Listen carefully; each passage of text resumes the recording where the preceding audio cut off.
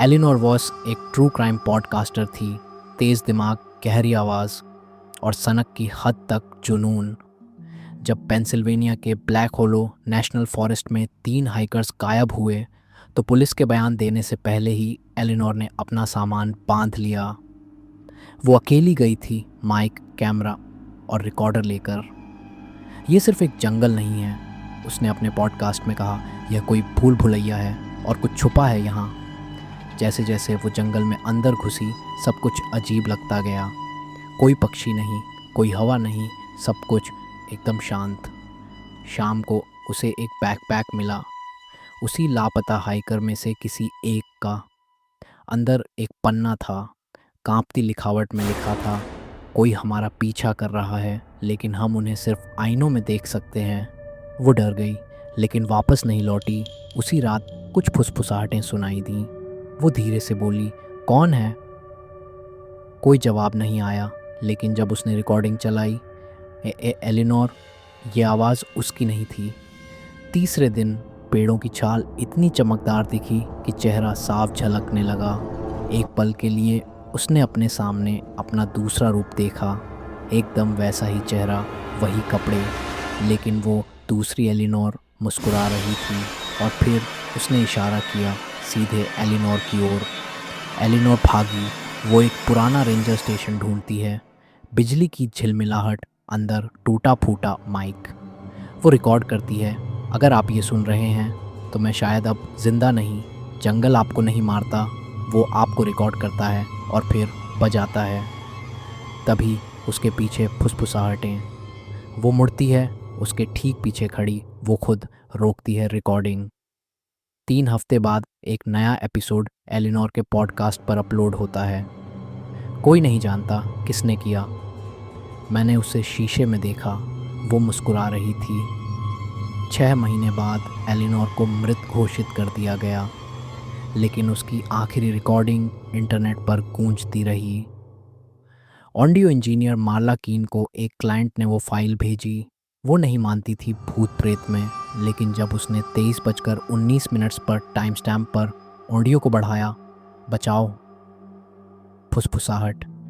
अगली सुबह उसके बाथरूम के शीशे पर लिखा था, तुमने उसे सुना। मार्ला स्थानीय फोकलोर प्रोफेसर डो क्रॉफ्ट से मिली। उन्होंने कहा, यह जंगल लोगों को मारता नहीं, वो उन्हें रिकॉर्ड करता है और फिर वापस बजाता है। 1978 की एक लड़की की आवाज़ आज भी लोकल रेडियो पर आती थी। आवाज़ों के पीछे मत जाना, लेकिन लोग हमेशा जाते हैं। अब मार्ला जाती है जंगल में, फील्ड रिकॉर्डर, कैमरा और मिरर वाले चश्मे पहनकर। पेड़ों से अब एक कंपन सी आने लगी थी, जैसे पूरा जंगल सांस ले रहा हो। वो धीरे धीरे एलिनोर की तरह चीज़ें देखने लगती है, अपना ही चेहरा अपने पीछे। रात को रिकॉर्डर ऑन करके सोती है। सुबह सुनती है, तुम्हें नहीं आना चाहिए था। वो उसकी अपनी आवाज़ थी, लेकिन उसने कुछ कहा नहीं था। वीडियो को झूम करने पर उसके चश्मे में एक चेहरा, उसके पीछे कोई और मुस्कुराता हुआ। फिर एलनर के चैनल पर नया एपिसोड आता है, एपिसोड 22, द सेकेंडी को। अगर आप ये सुन रहे हैं तो अब बहुत देर हो चुकी है। ये जंगल सिर्फ सुनता नहीं, यह अब बोलता है। फिर स्टैटिक, फिर एलनर, मार्ला और एक अनजान गहरी आवाज़ जो रिवर्स में कुछ कह रही थी।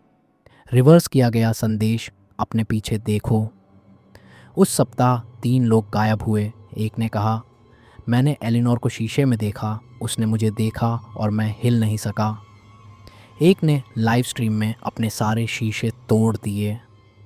आखिरी व्यक्ति ने लिखा, यह पॉडकास्ट नहीं, यह बीकन है, जारी रहेगा।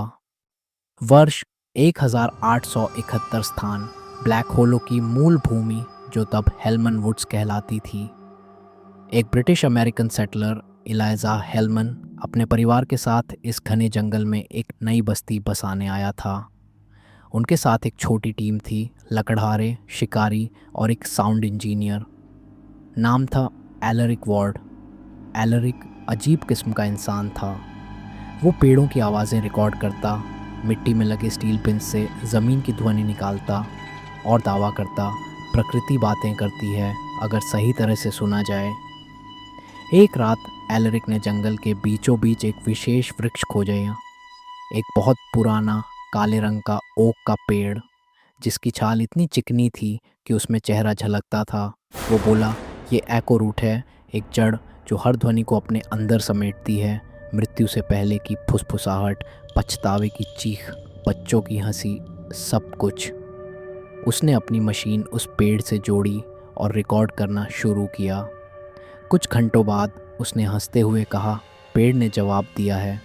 अगली सुबह एलरिक कहीं नहीं मिला। रिकॉर्डिंग मशीनें टूटी पड़ी थीं। हर टेप पर बस एक ही आवाज़ थी, मुझे मत सुनो।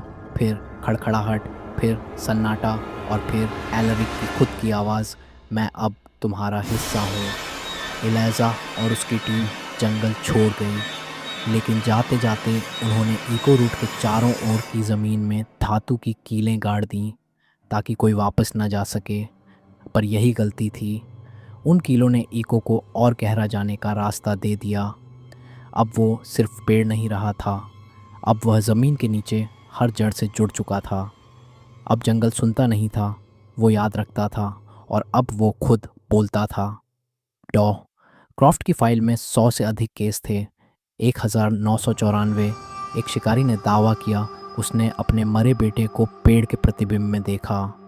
1922 एक महिला की आवाज़ रेडियो स्टेशन पर बार बार आती रही जिसकी मौत हो चुकी थी। 1989 एक बच्चा जंगल से लौटा और कहा, माँ तो वहीं रहती है, एको रूट के घर में। अब एको रूट को कोई नहीं पहचान सकता क्योंकि उसने हर पेड़ में खुद को बांट लिया है और अब उसका पसंदीदा माध्यम है रिकॉर्डिंग। आपका माइक, आपका कैमरा, आपका मोबाइल, वो सब दरवाज़ा हैं। अगर आप सुन रहे हैं तो शायद आपकी आवाज़ भी अब उसका हिस्सा बन चुकी है। समाप्त, या शायद शुरुआत।